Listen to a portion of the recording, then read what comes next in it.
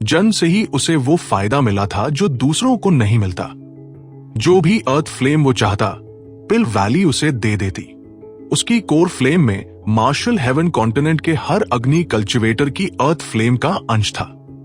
लेकिन पिल वैली ने चाहे कितना भी पैसा और मेहनत लगा दी हो, कुछ चीजें पैसे से नहीं खरीदी जा सकती। राघव के पास ब्लैक इल्यूजन ड्रैगन फ्लेम और हेवन इंसिनरेटिंग फ्लेम थी। दोनों ऐसी आगे जो अभी तक पुरुषोत्तम के पास नहीं थी। अगर उसकी core flame black illusion dragon flame को सोख ले तो उसकी लड़ने की ताकत एक पल में कई गुना बढ़ जाएगी। यिन यांग वर्ल्ड में आने का एक और बड़ा मकसद यही था। राघव की जान के साथ साथ उसकी अर्थ फ्लेम भी हथियाना। पुरुषोत्तम बार बार भाले से वार कर रहा था और इविल मून हर वार को रोकते हुए कांप रही थी। काली और लाल लपटें लगातार टकरा रही थी और चारों तरफ आग के गोले खेल रहे थे। कमीने, तू तो बस एक कचरा है जिसकी कोई औकात नहीं, सिर्फ किस्मत के भरोसे जी रहा है। तू खुद को क्या समझता है? चिड़िया के सामने मेंढक बनकर ताक रहा है। पुरुषोत्तम अपना चेहरा बिगाड़कर चीखा। पुरुषोत्तम फ्लेम डिवाइन पैलेस के किसी ग्रैंड एल्डर का वंशज था और भविष्य में फ्लेम डिवाइन पैलेस का कमांडर बनने वाला था। फ्लेम डिवाइन पैलेस असल में पिल वैली की गुप्त सेना थी। हालांकि पिल वैली के कई alchemy elders flame divine palace को तुच्छ समझते थे क्योंकि वे गोली नहीं बना सकते थे, लेकिन वे सब जानते थे कि पिल वैली और फ्लेम डिवाइन पैलेस के बीच का रिश्ता इतना सीधा नहीं था। फ्लेम डिवाइन पैलेस वालों की नजर में उनका नंबर एक एक्सपर्ट पुरुषोत्तम पिल फेरी के लिए स्वाभाविक जोड़ी था। एक तरफ बेजोड़ अल्केमी स्किल, दूसरी तरफ दबंग लड़ाई का हुनर। असल में फ्लेम डिवाइन पैलेस और पिल वैली के पुराने जीवित जीवाश्म भी चाहते थे कि दोनों का मिलन हो जाए। जब पिल वैली ने अपना गुप्त हथियार पुरुषोत्तम को बाहर निकाला तो उन्होंने दोनों की मुलाकात भी करवा दी थी, मतलब मैच मेकिंग। दुख की बात यह थी कि पिल फेरी पुरुषोत्तम की तरफ बिल्कुल ध्यान नहीं देती थी।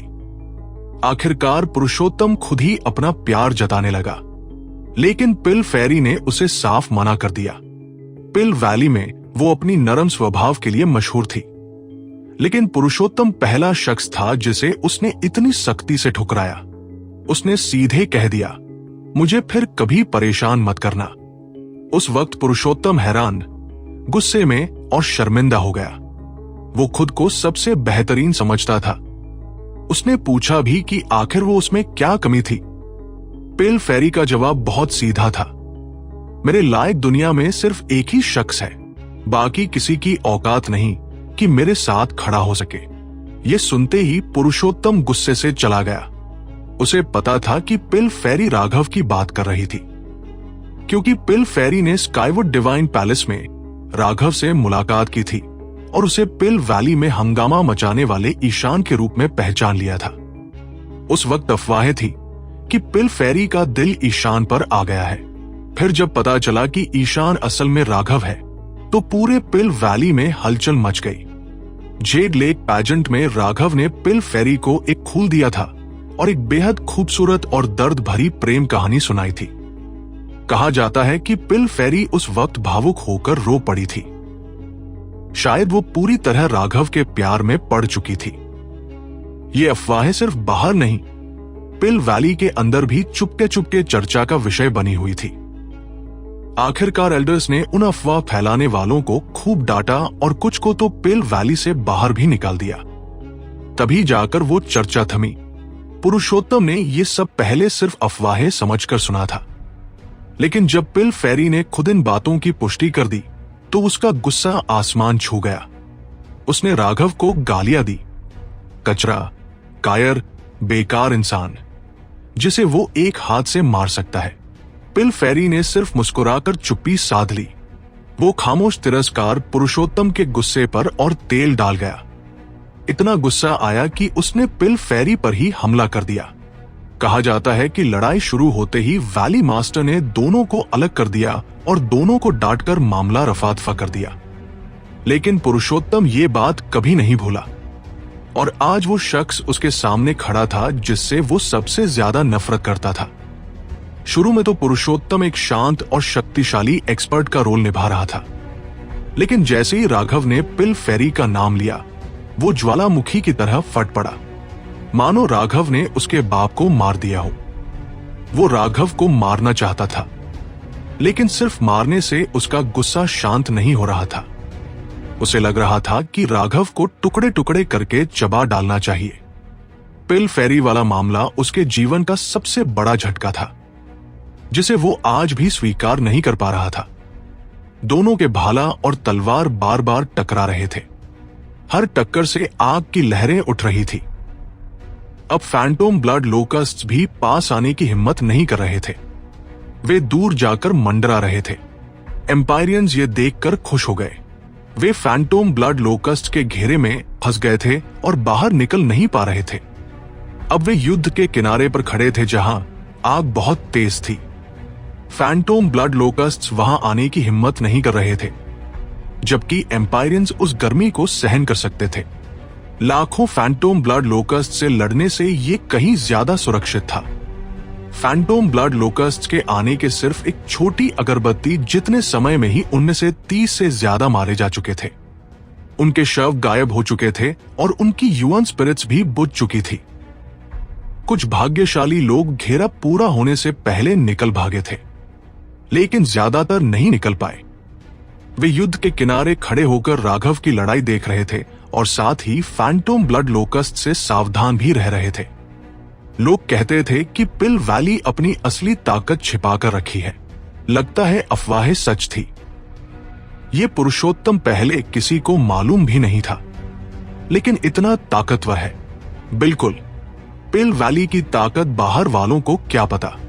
मार्शल हेवन कॉन्टिनेंट की सारी दवाइयां इन्हीं से आती हैं। इनकी दौलत तो भयानक है। इतने सालों में कितना पैसा जमा कर लिया होगा। एक्सुएंशन दाओ सेक्ट या मार्शल हेवन अलायंस इनसे मुकाबला भी कर सकते हैं क्या? अब देखते हैं राघव कैसे मरता है। ब्लडकिल हॉल का वो दिव्य दूत भी कहीं आसपास छिपा होगा। पता नहीं राघव पहले पुरुषोत्तम के हाथों मरेगा या उस हत्यारे के। इसी पल एक भयानक विस्फोट की आवाज गूंजी। दोनों के हथियारों से चमकदार दिव्य रोशनी निकलने लगी।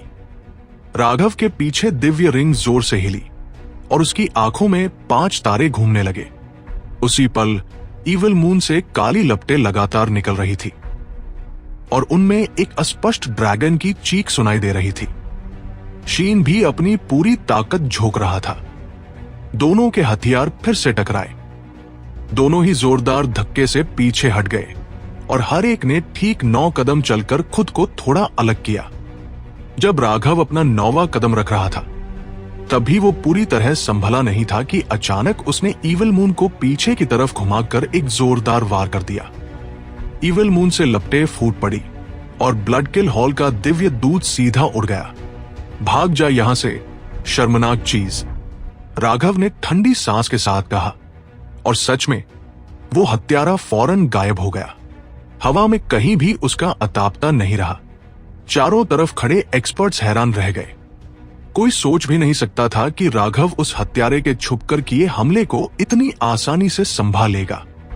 वो ब्लडकिल हॉल के 3 दिव्य दूतों में से एक था और उसका अटैक बिल्कुल सही टाइमिंग पर आया था। लेकिन राघव को जैसे पहले से ही पता था। सिर्फ एक ही तलवार का वार देखकर सबके शरीर में ठंडक दौड़ गई। उसकी नामी बेकार नहीं थी। राघव ने अभी अभी हत्यारे को भगाया ही था कि पुरुषोत्तम ने अपना भाला लेकर हमला कर दिया। इस बार उसने अपना ह्यूमन स्पिरिट भी बुला लिया था। उसका ह्यूमन स्पिरिट हाथों से मुद्राएं बना रहा था और हवा में पवित्र मंत्रों की गूंज भर गई। निर्वाणा स्क्रिप्चर, अरे ये मुझे भी आता है। राघव ने भी तुरंत अपना ह्यूमन स्पिरिट निकाला और निर्वाणा स्क्रिप्चर को सक्रिय कर दिया। दोनों एक साथ जब इस स्क्रिप्चर को चला रहे थे तो ऐसा लग रहा था जैसे पूरे आसमान में अनगिनत अदृश्य देवता खड़े हों और एक साथ मंत्रोच्चार कर रहे हों। पूरी दुनिया कांप उठी। अनंत अग्नि ऊर्जा दोनों की तरफ लपकने लगी, जैसे किसी ने उनकी आग पर तेल डाल दिया हो। पूरा क्षेत्र लगभग जलने लगा। हे भगवान, ये कितनी भयानक आग की ऊर्जा है। चारों तरफ हैरानी भरी चीखें गूंजने लगी। जमीन पिघलने लगी थी और आसमान मुड़ मुड़ कर टेढ़ा हो रहा था। राघव को भी निर्वाणा स्क्रिप्चर कैसे पता है? जब एक्सपर्ट्स ने देखा कि राघव ठीक वैसा ही मूव यूज कर रहा है तो सबके मुंह से हैरानी की आवाज निकली। और सबसे बड़ी बात यह थी कि ज्यादातर आग की ऊर्जा राघव की तरफ ही बह रही थी। सुनने में आया है कि राघव एक बार पिल वैली में ईशान बनकर घुसा था। न सिर्फ वहां तहलका मचा दिया बल्कि पिल फेरी का दिल भी जीत लिया। अफवाह है कि पिल फेरी ने खुद उसे निर्वाणा स्क्रिप्चर सिखाई थी। असल में वो निर्वाणा स्क्रिप्चर उसे हेवन ड्रैगन फ्लेम रीजन से मिली थी, लेकिन जब उसकी ईशान वाली पहचान खुली तो लोगों की कल्पना का कोई ठिकाना नहीं रहा। हर कोई यही अफवाह उड़ा रहा था कि पिल फेरी ने खुद सिखाई है। कितना किस्मत वाला है ये। अरे वो सारी लड़कियां अंधी हो गई थी क्या? इतना साधारण सा लड़का, इसमें आकर्षण ही क्या है? एक प्राचीन परिवार गठबंधन का एक्सपर्ट गुस्से में बड़बड़ाया। अरे भाई, अगर तेरे चेहरे पर ये दाग धब्बे न होते और तेरी आंखें सीधी होती तो शायद तू राघव से मुकाबला कर पाता। करप्ट पात का एक व्यक्ति व्यंग्य से हंसते हुए बोला। इतना बदसूरत आदमी ऐसे शब्द बोल रहा है, ये देखकर करप्ट पात के लोग भी सहन नहीं कर पाए। बेशर्म, तू झगड़ा मोल लेना चाहता है क्या? पॉकमार्क वाला व्यक्ति गुस्से से चिल्लाया। असल में उसके चेहरे पर जो दाग थे वो पॉकमार्क नहीं थे, वो उसकी जन्मजात हेवनली दाव रून थे, उसकी विरासत वाली ब्लड लाइन का निशान। और उसकी टेढ़ी आंखें भी एक खास दिव्य क्षमता थी जो दो अलग अलग इमेज को ओवरलैप कर सकती थी। लड़ते वक्त दुश्मन को भ्रम में डाल देती थी। बहुत बड़ा फायदा था।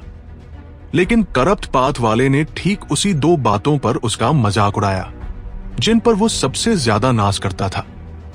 बाकी सब लोग एक कदम पीछे हट गए। इस जगह पर सभी बड़ी बड़ी शक्तियों के लोग इकट्ठा थे। राइटियस पाथ और करप्ट पाथ दोनों मौजूद थे, लेकिन राइटियस पाथ के जो लोग यहां थे वो सब मार्शल हेवन अलायंस के गद्दार थे।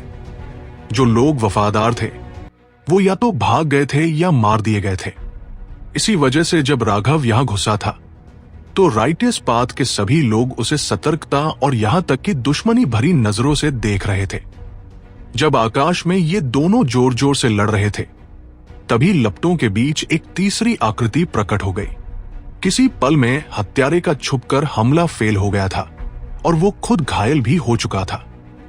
इसलिए अब उसने छुपकर हमला करना छोड़ दिया और खुलकर लड़ने लगा।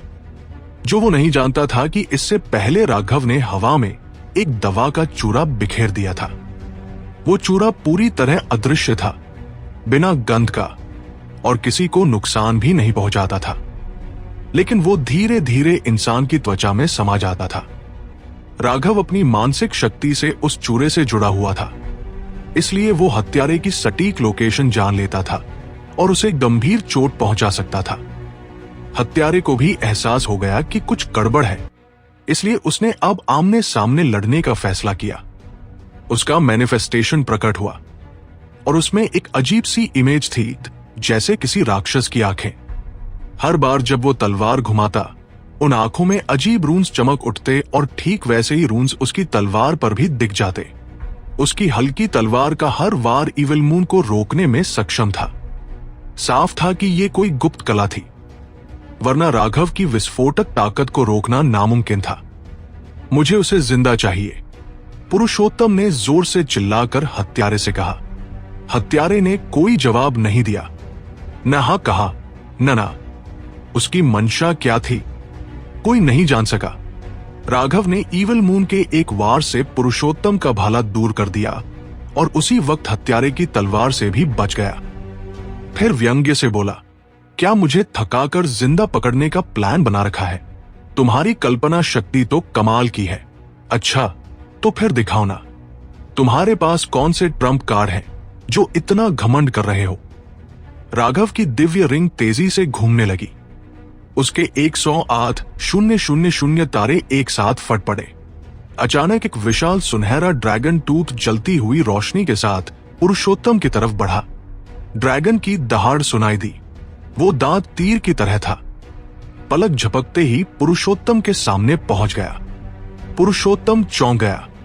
पहले तो इस ड्रैगन टूथ की ताकत इतनी ज्यादा नहीं थी, उसने जल्दी से ब्लॉक किया। उसका अग्नि भाला फट गया और ड्रैगन की शक्ति भी बाहर निकली। लेकिन जब लपटें हटी तो सामने एक और भाला दिखा, असली भाला। उसका अग्नि भाला कोई स्पिरिट वेपन नहीं था, बल्कि एक सच्चा दिव्य हथियार था जिसे सिर्फ लपटों से ढका हुआ था। जब ड्रैगन टूक असली भाले से टकराया तो धातु की तेज खनक पूरे क्षेत्र में गूंज गई। वो आवाज सुनकर सबके दांत किटकिटा गए।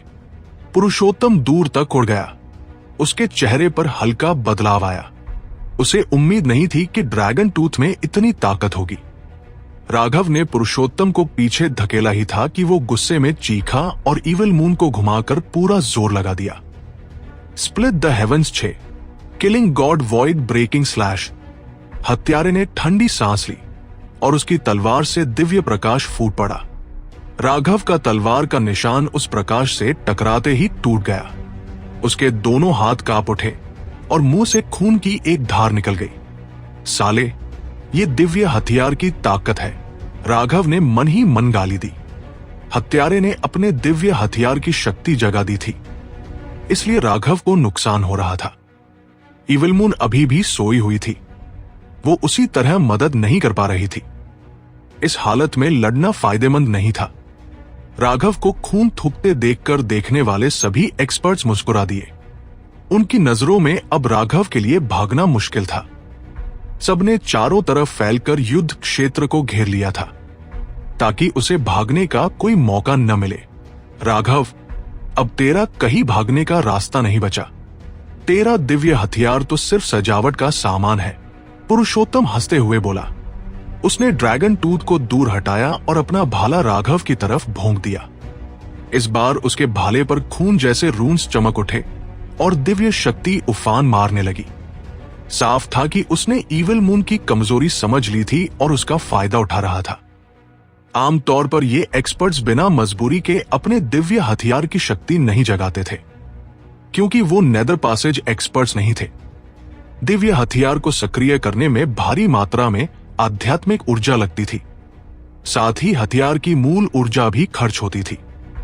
अगर वो ऊर्जा समय पर न भरी जाए तो हथियार की ताकत बहुत प्रभावित हो जाती थी। लेकिन पुरुषोत्तम की नजर तेज थी। उसने इविल मून की समस्या तुरंत समझ ली और सीधे अपने दिव्य हथियार की शक्ति जगा दी। एक जोरदार धमाके के साथ राघव फिर उड़ गया और ज्यादा खून थूकने लगा। वो अपने हथियार की दिव्य शक्ति नहीं जगा पा रहा था।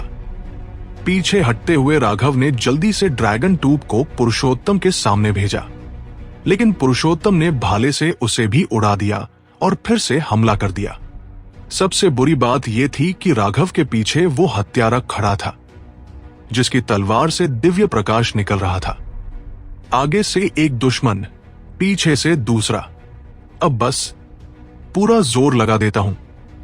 राघव अचानक चीखा।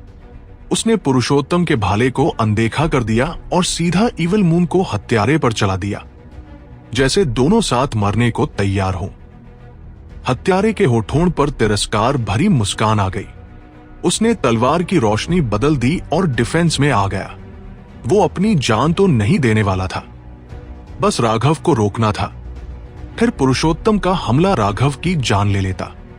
जब सब लोग मुस्कुरा रहे थे कि राघव अब मरने वाला है, तभी राघव के चेहरे पर भी एक मुस्कान आ गई। आज से 3 दिव्य दूत 2 रह जाएंगे। राघव के पीछे एक नीला ईंट अचानक प्रकट हुई जो तेजी से बड़ा होने लगा। उसी के साथ आसमान में सुनहरी रोशनी भर गई। 18 ड्रैगन टूथ एक साथ सामने आ गए। चमकदार सुनहरी रोशनी फूट पड़ी। कहीं से भी 18 ड्रैगन टूथ अचानक प्रकट हो गए और ब्लडकिल हॉल के दिव्य दूत की तरफ तेजी से लपके। ये सब इतनी अचानक हुआ कि किसी को समझ नहीं आया। राघव अभी अभी मौत के मुंह में फंसा दिख रहा था और अचानक उसने इतना घातक हमला कर दिया। हत्यारे का चेहरा पूरी तरह बदल गया। उसे तुरंत समझ आ गया कि राघव ने सारा वक्त नाटक किया था। वो जानबूझकर कमजोर दिख रहा था। राघव का असली निशाना वो खुद था। एक हत्यारे के लिए अपनी ताकत का 50% इस्तेमाल करना भी एक तरह की सीमा होती है। उससे ज्यादा इस्तेमाल करने पर उनकी भागने की क्षमता प्रभावित हो जाती है। लेकिन पुरुषोत्तम के साथ मिलकर राघव को कोई रास्ता न छोड़ने के लिए उसने अपनी 80% ताकत लगा दी थी। अब जब राघव ने इतना खतरनाक वार कर दिया तो वो पूरी तरह फंस गया। भागने का कोई चारा नहीं था। उसके दिल में एक बुरी आशंका उठी, लेकिन सोचने का समय नहीं मिला। उसका मैनिफेस्टेशन हिला और तलवार पर दिव्य निशान चमक उठे। उसने न सिर्फ अपने दिव्य हथियार की पूरी शक्ति जगा दी, बल्कि सारी आध्यात्मिक ऊर्जा भी झोंक दी। 18 ड्रैगन टूथ का सामना करने के अलावा उसके पास कोई रास्ता नहीं बचा था। ब्लड किल एक्स स्लैश। हत्यारे ने तलवार घुमाई, एक बार लंबवत, एक बार क्षैतिज। उसकी दिव्य रोशनी पूरे आसमान में फैल गई। 18 ड्रैगन टूथ सीधे हवा में बने उस विशाल क्रॉस से टकरा गए। 18 धमाके हुए, लेकिन इतने पास पास थे कि एक ही जोरदार धमाके जैसी आवाज निकली। राघव के पीछे भी एक धमाका हुआ। पुरुषोत्तम के भाले ने हेवन फ्लिपिंग सील को सीधा मार दिया। सील कांप उठी और तेजी से अपनी चमक खोने लगी।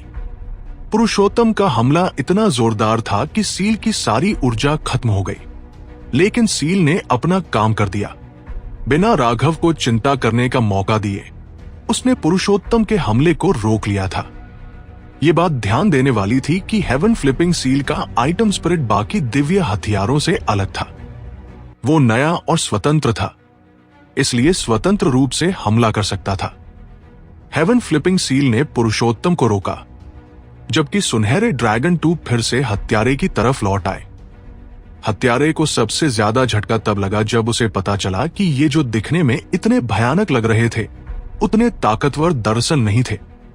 सावधान! दूर से लोग चिल्लाने लगे। किसी पल में हत्यारे के पीछे भी 18 ड्रैगन टूथ प्रकट हो चुके थे और उसकी तरफ तेजी से बढ़ रहे थे।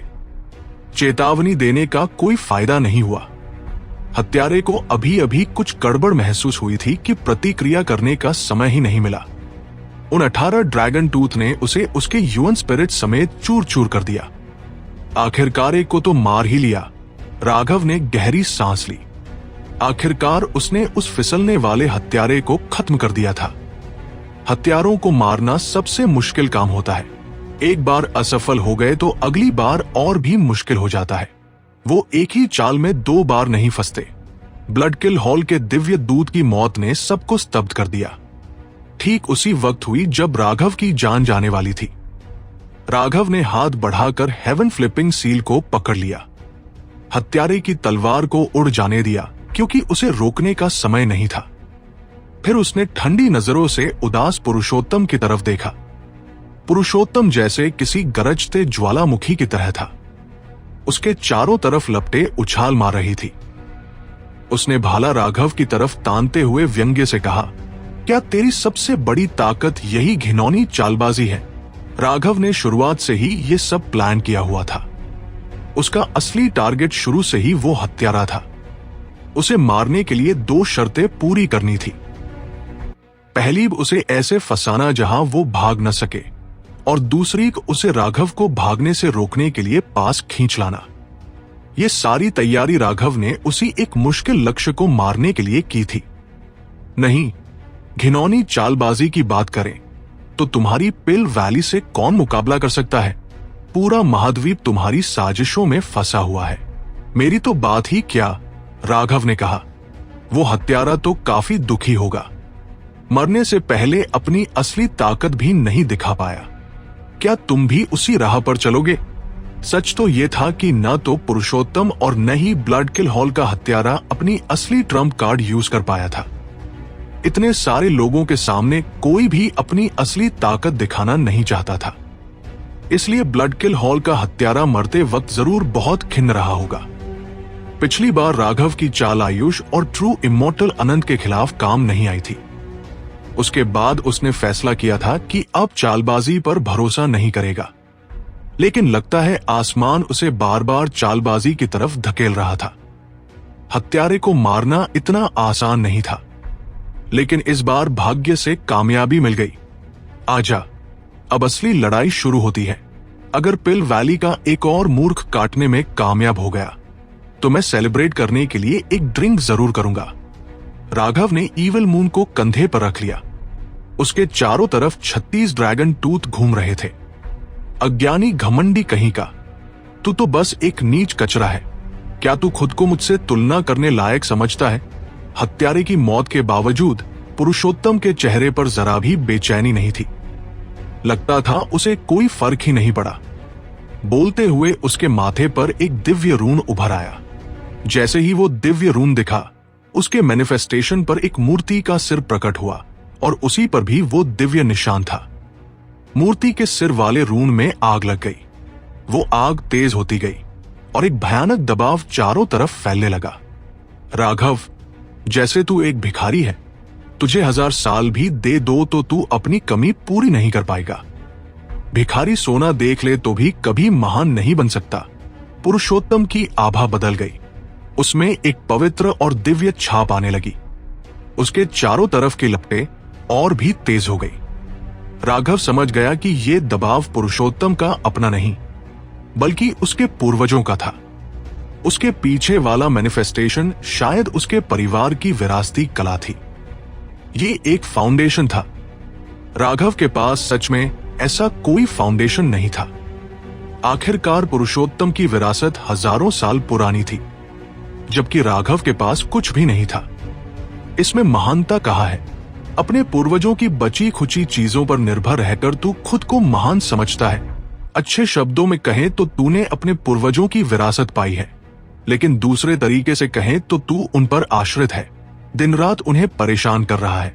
तेरी पूरी जिंदगी में जितनी दौलत तू कमा पाएगा, वो उससे 1000 गुना कम होगी जितना तू बर्बाद कर चुका है।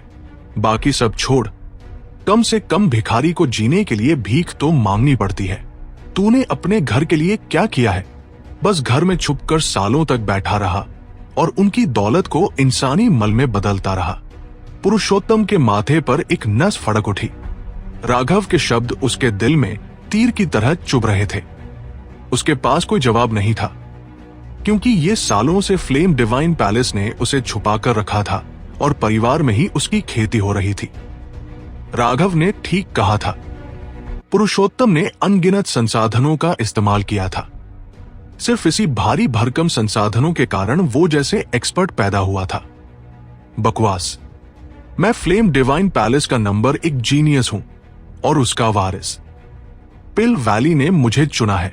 जो मैं बना रहा हूं वो एक किंवदंती है, एक ऐसा कारनामा जो पूरे संसार को हिला देगा। पुरुषोत्तम चिल्लाया।